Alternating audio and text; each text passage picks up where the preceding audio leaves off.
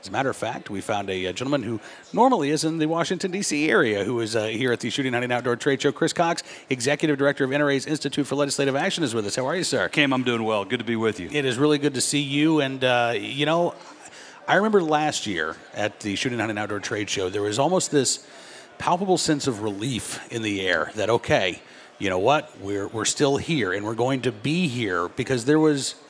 You know, Chris, I mean, if Hillary Clinton had been elected, the world that we would have lived in and the world that the firearms industry would have operated in would have been a heck of a lot different than the one that we are in today. Well, there's no question. And the truth is, as I walk around the show, it's great to see all of our friends in the industry. It's not a consumer show. It's not like the NRA show where, you know, members can come and do all this.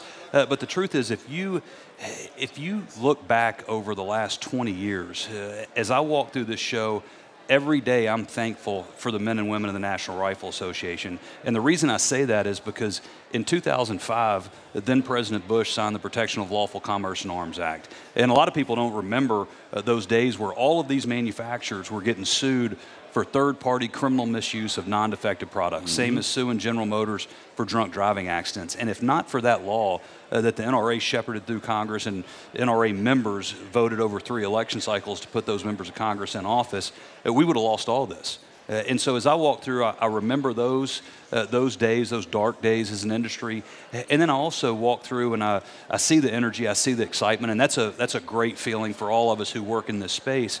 But then you start thinking towards this November. And look, you know, a bad environment in the marketplace for firearms might mean a bad quarter for the manufacturers. It might even mean a bad year.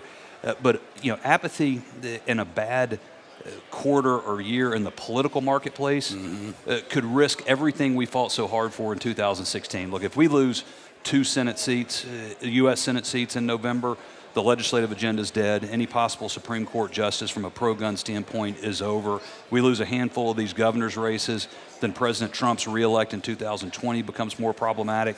And we also, in those states where these governor's races will be challenging, we could lose state legislatures and lose in redistricting, which is going to happen with the census in 2020. So, yeah, I wish that we could be here and say, great, we don't have to worry about anything for the next decade. But the truth is, you know, NRA members understand that, you know, our opponents never stop trying to put these people out of business and put this cause out of business.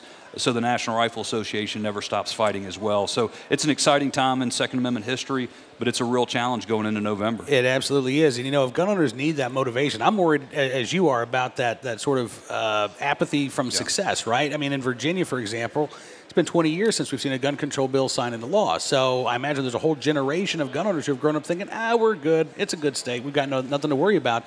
Well, now we've got stuff to worry about. Now we've got the most anti-gun governor in state's history. We've got narrow legislative majorities, but that could change again in 2 years. And if you just want to see where these anti-gun advocates want to go, look at New Jersey.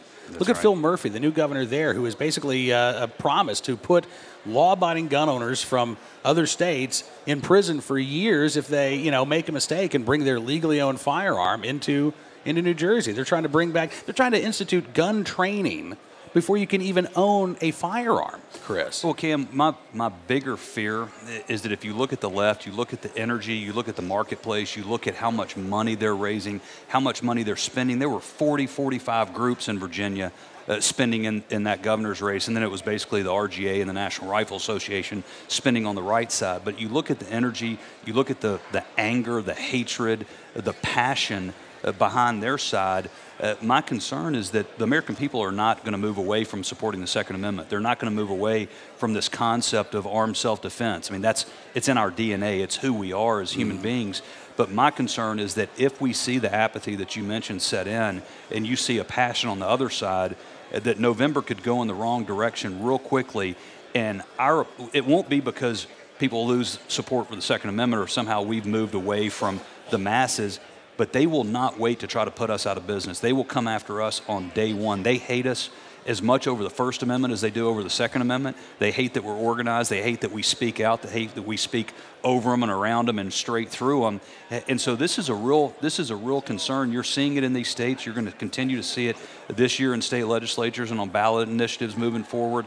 But this is our time. I mean, this is our time to make sure that, we don't let up for a second and understand that our opponents are coming after us, loaded for bear. Absolutely. And, again, across the country, the NRA has been active right now. In California, there's so much litigation going on because, unfortunately, the numbers aren't there in the legislature, right? In order to beat back these gun control bills, we've got to use the courts. I know that the NRA, California Rifle and Pistol Association, have been incredibly active there.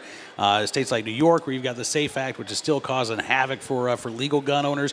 I mean, we've got a deadline coming up into this month, Chris, that could turn 1 million legal pistol owners in New York State into felons because they didn't re-register their pistols with the state of New York.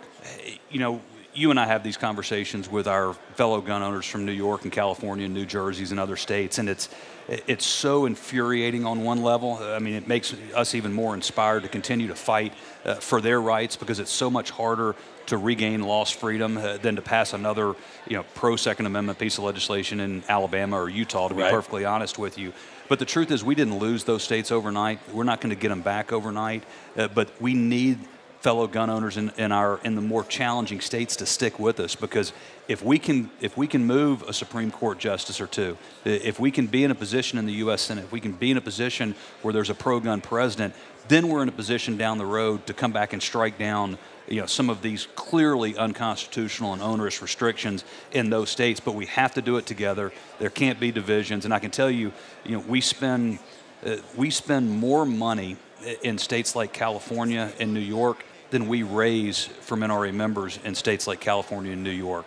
And a lot of people don't understand that, but we're as committed to those states and those challenges as we are to anything else we do, because it's what we take very seriously and what we get up every day to try to prevent and try to change. Absolutely. Chris Cox, listen, I know you've got a very busy schedule, but I appreciate you taking a couple of minutes, and I'd love to have you back anytime you want talking about the 2018 elections, because this is an issue that we're obviously going to be covering every single day here on Cam and Company. Well, it's a very serious issue, and the whole Duck Commander look is good for you. I appreciate it. Well, I'll tell you a little story about this. You want to hear why the beard is growing out? I hope you lost a bet. I don't know what's going on there. So here's the deal. As you know, my wife got her cancer came back, and we found out about 2 months ago. And I said, "Do you want me to shave my head for you?" And she laughed at me. And she said, "What's the point?" She said, "No, I want you to grow out your beard for me instead. So we'll see if we can get the Duck Dynasty beard growing." I said, "I think I'm going to look like a hamster. I think it's going to go out and not down." But that's why it's there. So hopefully here in a few weeks we'll get some good news, and we'll be able to trim this back a little bit. Amen. We'll be praying for. Thanks, Chris. Buddy. Appreciate it. Chris Cox, Executive Director of NRA's Institute for Legislative Action, with us here from the 2018 Shooting Hunting Outdoor Trade Show.